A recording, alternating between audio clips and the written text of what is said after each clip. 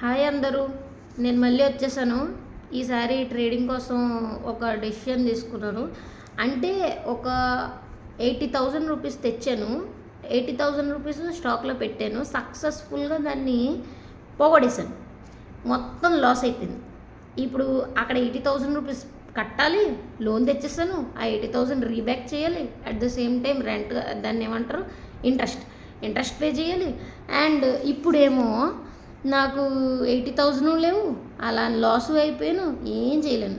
So stock market పెట్టడం తప్పు అని నేను అనట్లేదు. కాకపోతే ఏంటంటే స్టాక్ మార్కెట్లో అర్థం చేసుకొని పెట్టాల్సిందేమో. నేను కంగారు పడిపోయి ఎలా పడితే అలా ట్రేడ్స్ తీసుకోవడం వల్ల 80,000 పోయింది. సక్సెస్ఫుల్గా ఈ మే మంత్, ఏప్రిల్, మార్చ్ 3 నెలల్లో కూర్చొని కంటిన్యూస్గా 80,000 పోగొట్టేశాను. అండ్ జనవరి నెలలో 1,00,000 తెచ్చాను బ్యాంక్ నుండి. తెచ్చి మళ్ళీ పెట్టాను మొన్న జనవరిలో. పెడితే అప్పుడు మార్కెట్స్ బాగా ట్రంప్ గొడవల్లో అట్లో ఇట్లో కింద పడిపోయి ఉందంట. ఆ టైంలో పెడితే ఏం పని చేస్తుంది చెప్పు? 1,00,000 పోయినాయి. తర్వాత 80,000 పోయినాయి.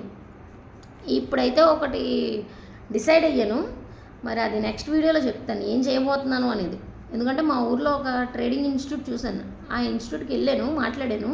నెక్స్ట్ వీడియోలో చెప్తాను ఏంటనేది.